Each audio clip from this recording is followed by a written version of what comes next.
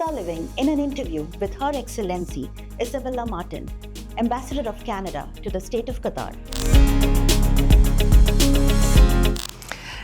Thank you so much. So indeed, I've been, very lucky in my career that I've been living in many countries. But one thing that a lot of people don't know is I used to cover Qatar actually from 2002 to 2006. We did not have an embassy here in Qatar, but I was based in the UAE and I would come and visit Qatar often. And so it's important for you to realize that I remember Qatar in 2002, and that's such a different country. Same people, great people, but the development of this country has been absolutely fascinating. So when I came in 2022, it was just a month before the World Cup would start. And what I saw when I arrived is beyond anything that we can even imagine in terms of development. The roads and the metro and the hotels and the stadiums and all of this. So I could not imagine that, my career, my time in Qatar would get even more exciting than the World Cup. And I was lucky because Canada was qualified, and so we were able to play and, did good enough for a country that had not played in the World Cup in a long time. The last time they did, I was a teenager, so it was a long time ago. But Qatar continues to be a fascinating country because of the role it plays in the world in trying to bring diplomatic solutions, mediation, and so it continued to be one of the most, interesting and busy positions that I've had.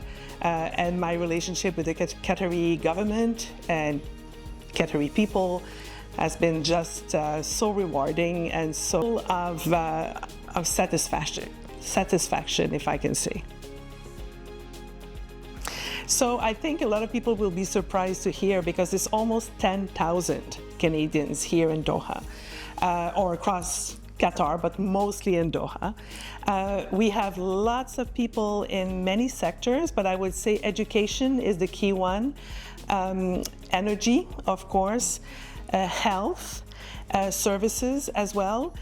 So we've got Canadians in all sectors of the Qatari society, but our contribution to education has been going on for a long time, as long as Qatar Foundation's been founded, which is almost 30 years ago now. So we opened the embassy only 13 years ago, but we had been very involved in especially the education sector for a long time, and it's something I'm very proud of.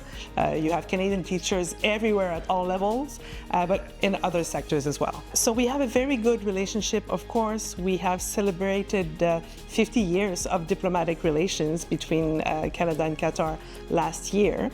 And 10 years of the opening of this embassy. We have elevated our relationship to a higher level.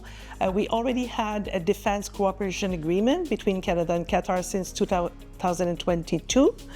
But in 2024, we had probably the, highlight of my time here and of my career, if I can say, because I had the great honor of hosting His Highness the Emir to Canada. So he came to Canada in September 2024, so less than a year ago. And on that occasion, we signed also an MOU between Canada and Qatar on development cooperation, so that it, makes our cooperation on education and development in other fields more formal even. We also signed an MOU for political consultations, same year, but a few months before that, when we had our colleague, the Assistant Deputy Minister responsible for this region, he came here to Qatar. We also had many ministers visiting Qatar in the time that I've been here, so a very, very active and very rewarding relationship.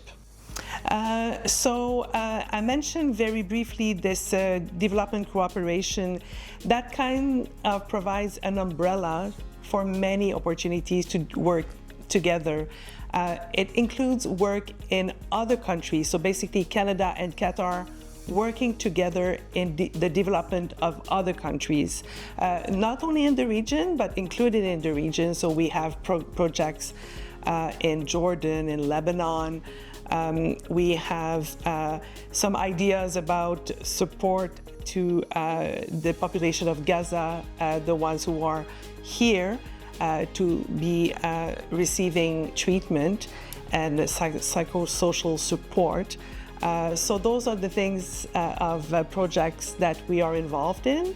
We're also trying to do more in the cultural space, and not to give a scoop, but 2026 will be the year of culture in Qatar for Canada. So you will hear of Canada even more in the months and years to come. That's a very good question, because I often say that living in Qatar feels a bit like living in the United Nations. You feel you've got people from absolutely everywhere. And indeed, I was lucky in my career. I served in Egypt. I served in the UAE. It's a bit similar in the sense of having people from everywhere. Abu Dhabi is a bit like that. But living in Qatar, I feel like in the building here, I have my Australian colleague. I feel like I'm, again in Australia when I need to. But I love the fact that we are here and we can hear all the languages. We can see people from everywhere. We can eat food from absolutely everywhere. And everyone is working in harmony. So I think it's a privilege to really be able to live in such a safe and diverse place. Focus on the differences more than the similarities, but it's very true. Canada is also a very multicultural country. We have 2 official languages, but you can hear a lot of other languages in Canada as well. And by the way, Arabic is the 3rd language in Canada now, which is a bit surprising to people, but we hear it a lot. The other big difference, but sometimes I call it almost a similarity, is the extreme weather. So here you've got the extreme heat and the extreme, summer. In Canada, we have the extreme cold and, very, very, very icy. But the reality is it's a bit similar in the sense that you stay indoors for 6 months.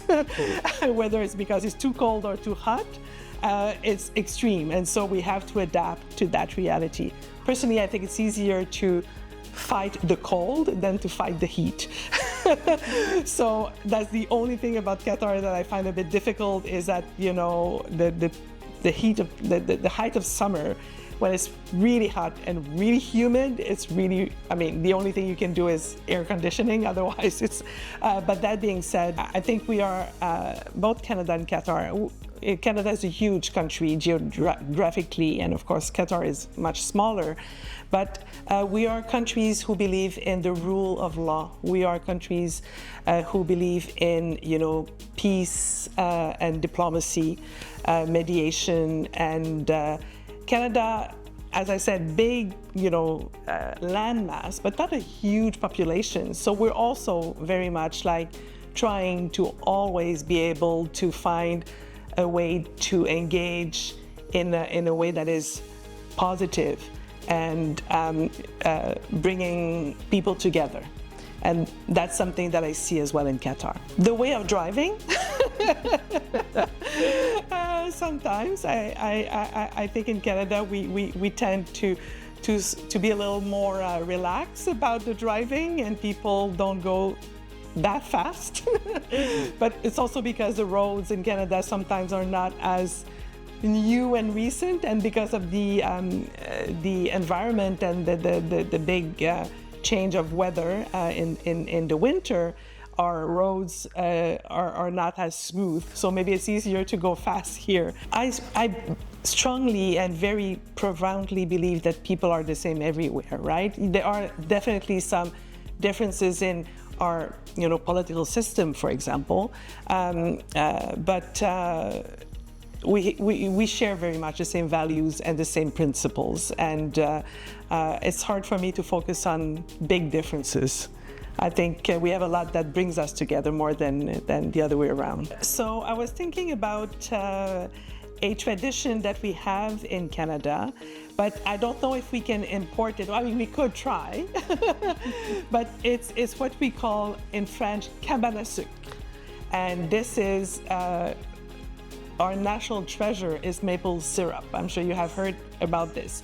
So at the specific time of year, when it's the time to collect the water to prepare the maple syrup, we bring people in the shack where it is done, and then you can really just enjoy everything you can imagine with maple syrup, with eggs and with potatoes and maple syrup on snow, and it's all. So we tried to actually bring that when we did a Flag Day in February 2024. We had some, snow made here, and we showed it. So I think people liked it. So I think we should, maybe try to do this every year around, February or March, which is the time of year where we do it in Canada. That would be something nice to do as a tradition for Canada in Qatar.